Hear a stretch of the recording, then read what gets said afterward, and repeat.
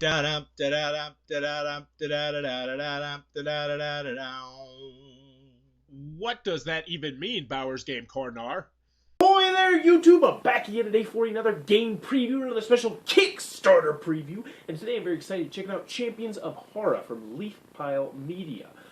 This is for 2 to 6 players. It'll take about 1 to 3 hours to play, and it's for ages 12 and 13 and up. And in Champions of Hara, you are going to be a person who is pulled from your reality, from your dimension, pulled into Hara because they need your help harnessing energy. What am I talking about? There's a whole big story behind the game itself, but how about I show you how the gameplay works? Alrighty then, we're going to take a look at what you're going to get inside of Champions of Hara. Now, as I always like to mention, this is the promotional copy in front of me, so take everything you see here with a grain of salt. So first and foremost, we have our handy-dandy rule booklet. It's 18 pages, double-sided, full color. It's got plenty of illustrations, pictures, examples, all sorts of good stuff you're looking for when you're looking for a good rule booklet. So as you can tell, there is a lot going on in this game. So I'm going to do my best to try and cover exactly what all is going on, how to win the game.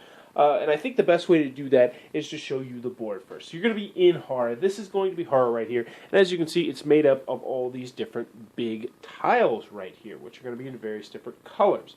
Now, when you first start the game, you're going to be putting out different monsters and rifts and things that are going to be called Dawn and Dusk. You're going to be doing that by rolling these dice right here. So the dice are going to have one of the 6 colors of all the different I think these are hexagons, I'm terrible with shapes, that are spread around the board, and then numbers 1 through 6. So, for instance, if you roll the red 3, then you might take the dust card right here, and you put it on the red 3, and then boom, you would do that 5 more times until you have enough out there. So let's take a look at one of these cards that's going to be out there. These are going to be things that you're going to have to fight. So this is a Froggun, and he's going to be doing an attack of 20, and he has a health of 50. But if you were able to successfully defeat him, he's going to give you 2 blue cubes and a green cube.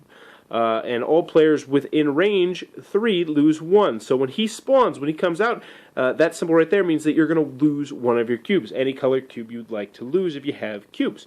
But if you do defeat him, you're going to gain those cubes, and you're going to be using those cubes to fill up your board, which we will come back to a little bit later. But all you need to know right now is that when you kill them and defeat him, you're going to put your cubes right here. I'll get more into that in a minute. So there's going to be a lot of enemies that are going to be spread around the board, and each day that goes by, you're going to be putting more enemies out around the board. So they're going to be all over the place, spreading like wildfire. So next, there are also what are called rifts in here. And the rifts are kind of unique because all you have to do is manipulate your top part right here, because you're going to have this little spinner up here, which is going to have red, green, and blue. And the spinner is going to be very, very important because it's going to, well, obviously it's going to help you open up rifts, but it's also going to come into play when you deal with your cards, which we'll get into in a minute. But needless to say, if you can set your spinners all to green and you spend 2 of your actions right there, you're going to get 5 green cubes. So that's really, really nice. And you don't have to fight anything. All you got to do is go over there, spend your 2 actions, and do this. But that is going to take you a while in order to do that. So those are going to be the Dawn and Dusk cards. I'm not going to get too much more into those, but you're going to be putting those out there each day, and it's going to be up to 6 days over here, which you're going to be keeping track of right here. Pretty self-explanatory there. Now, I mentioned cards. There's going to be a little bit of a deck-building aspect of it right here, and each player is going to get their own deck that's going to have their character on it. And these cards are going to have a couple different abilities on them. They're going to have ability on the top, some of them will, and then some will actually have additional abilities on the bottom. So, for instance, if this card is in your hand, it's going to allow you to move 1 space. This one, on the other hand, is going to be an attack buff. It's going to do 10 damage to your base attack. So when you're attacking things like that frog god we see, it's going to do extra damage.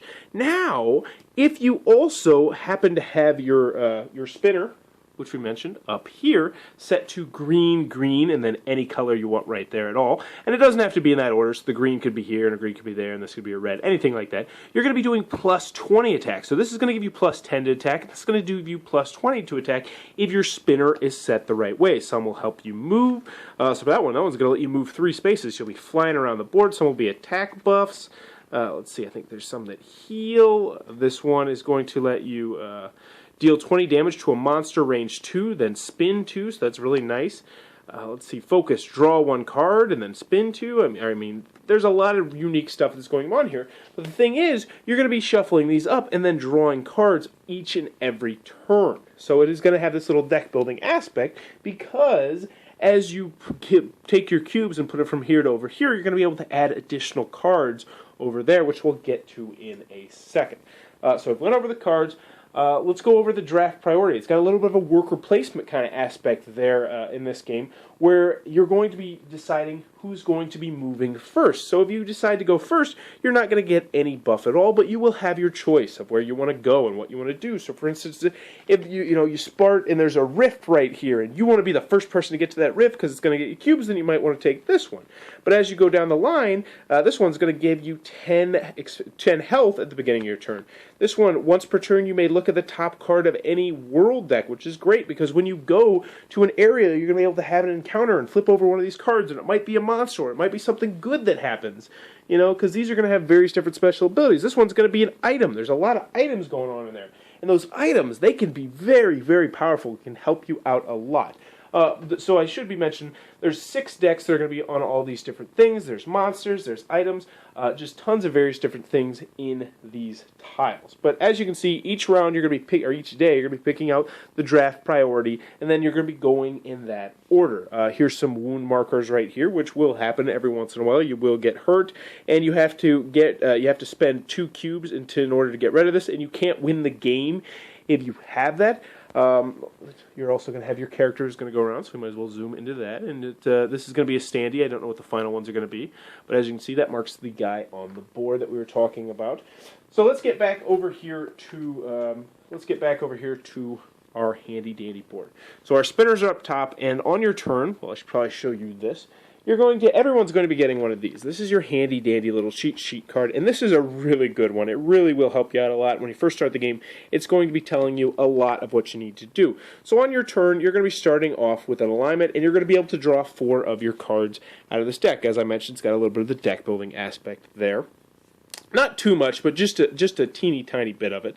And you're going to be able to do a couple different actions on your turn. You're going to have 3 actions on your turn. You're going to be able to move spaces, so you'll be able to fly around the board and do whatever you want. You're going to be able to change one of your spinners. So if this were blue, you might be able to turn it to a green or a red. You're going to be able to have additional encounters, which means you can fight things and draw cards and do all sorts of stuff like that. But the interesting thing here is also on your turn, you'll be drawing cards out of your hand, as I mentioned. Now, these cards are also going to be giving you additional actions. Some will well, that's a terrible example. These cards are also going to be giving you additional actions because some of them will let you move, and some will help you attack, and some of them you might want to say, all right, I really want to spin my spinner so that way I can unlock this special ability and do that. So you're going to have, essentially, since you have a maximum hand size of 4, instead of saying that you have 3 actions, you're actually going to be kind of having 7 actions because you'll be able to take your regular 3 actions, but also utilize your cards in order to do more actions. So you're going to be going around the board. You're going to be trying to not die because, well, there's going to be stuff that you're trying to fight, and other opponents can also hurt you as well, but you're going to be collecting cubes. So let's get back to that, and I'll show you a little bit more on how this board works right here. So you're going to be putting your cubes right here, and I will just go real quick over the board. You got your flavor art over here. You're going to have your actions, and you're going to have a little black cube that's going to symbolize how many actions you have, and you're going to use your 3 actions a turn. But as you can see, you can gain more actions. You also have 100 health, and if you die, nothing really bad happens. You respawn, you lose your cubes, but it's by no means a deal breaker. You're not going to necessarily lose the game when you die. Now, you're going to have your cubes, and you're going to have a 5 storage cube right there. So let's just pretend you had 2 red cubes. You might be able to put both of them, if you decide to go back to the dojo, into your Sora Zoo right here. So if you do that, you're going to go ahead and you're going to take this Sora Zoo card, and you're going to put this into your deck now. So now this additional bonus card, boom, is going to be mixed into your deck, and you're going to be drawing it, potentially giving you a good card. Or if you decide, you might say, you know what, I'm going to hold on and I'm going to try and get 1 more red cube because that's going to increase my base hand size. So essentially means you're going to be drawing an extra card each time, which is great because that's going to give you an extra action. And then this one, Belly the Beast, that's going to be another really good card. So you're going to be getting these cubes trying to fill in all these different things. So you have Vault, which is another card you'll put into your deck. This one's going to give you an additional action, which means you'll be bumped up there. This one's going to give you plus 10 base attack, which means you're going to be attacking. It's going to be a lot more powerful. plus 5 storage. This is personally one I highly recommend going for early, because then you'll be able to store 10 cubes and kind of just run around the board collecting all the cubes you want. This one's going to give you plus 20 HP and 50 heal. But anywho, you're going to be trying to fill up all of these. Once you fill up all those, then it's going to be a race to try and fill up all 3 of these. And whoever's able to fill up all 3 of these and all those is going to be the winner of the game. So you're going to be trying to go around, kill monsters, do your thing with Rift, pick out draft priority, build up your deck with the cards, even though I guess everybody's going to be technically doing that, and then eventually get all the cubes onto your board. If you're able, the first person to do that, and you're going to be the winner of Champions of Hara, and that, is a nutshell, is how the game is played. Ogre Dokery, Champions of Hara from Leaf Pile Media, currently on a Kickstarter right now. So go check out the Kickstarter link below. It looks like it might be your cup of tea. Who might be interested in this game? First and foremost, if you like games that are built from the ground up about story and theme, this one definitely might be for you. I mean, there's a comic book that comes with it. And the artwork, there's another thing. If you've got games with really, really pretty artwork, this one might be for you. Now, the artwork is not personally my style. It's got the steampunk-ish, fantasy-ish theme, which is not my cup of tea. But I can still appreciate that this is really, really nicely done artwork. So if you're a big fan of that, this one might be for you. Also, if you want a game that's somewhat grandiose, but at the same time is not too complex, this one might be for you. When you first get it out, it looks like, oh my gosh, this is going to be overwhelming. But in actuality, the gameplay is not that simple. You're going around trying to collect cubes and then deciding, you know, do I want extra health? Do I want extra actions? Do I want an extra hand size card? Do I want to put this really good card into my hand? So if that sounds like it might be for you, then be sure to check out Champions of Hara. Once again, it is on Kickstarter right now. Check out the Kickstarter link below. Tell them Bowers Game Corner sent you if it looks like it might be for you. In the comments below, let me know, do you read comic books? For me personally, I used to read comic books when I was younger. My dad was big into Amazing Spider-Man. I used to read them. I love comic book characters. I like graphic novellas better because it goes over an entire story arc. But for me personally, I don't really read too many comics now. I'm just too busy with school and life and work and everything. Even though about once every couple months I'll catch up on the Walking Dead comic and I'll read, 10, 4 or 5 of them at a time. But let me know in the comments below. Do you like comics? If so, what is your favorite comic? And as always, if you enjoyed this content, please be sure to click on the subscribe button down below. And thanks for your time, YouTube. That was the review for Champions of Hara. For more reviews and previews, check back at Bowers Game Corner.